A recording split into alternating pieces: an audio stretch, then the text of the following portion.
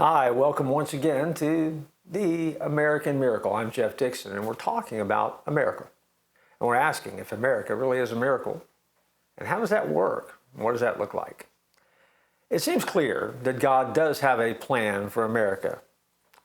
It is true, and scholars will tell you this, that we have no direct reference to that plan in the Old or New Testaments.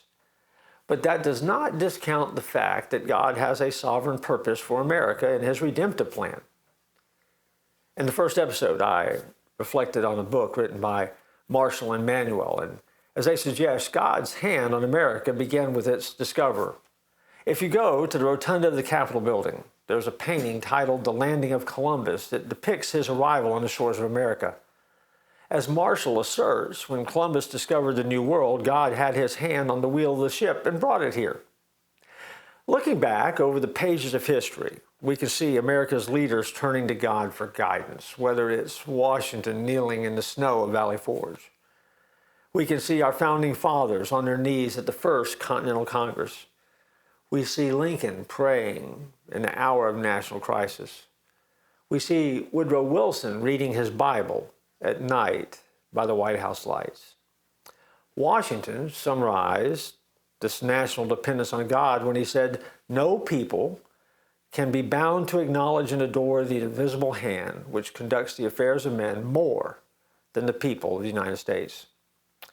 Clearly, America did not become the land of the free and the home of the brave by blind fate or a set of coincidences. And when you hear people suggest that today, you need to understand that they are speaking from a place of ignorance or they are speaking from a place of evil. Because a benevolent God has been hovering over this nation since its very conception. Why has God blessed America over all other lands?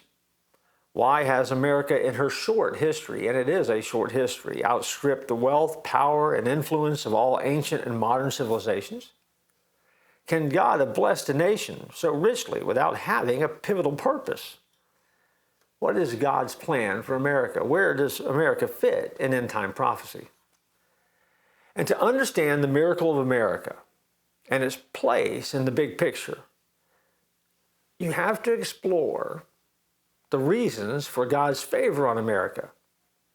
And then, as we do that, then we will begin to try to show what that means in terms of coming events, prophetic events. All of that is essential in understanding the miracle of America. And we'll pick up there in our next episode.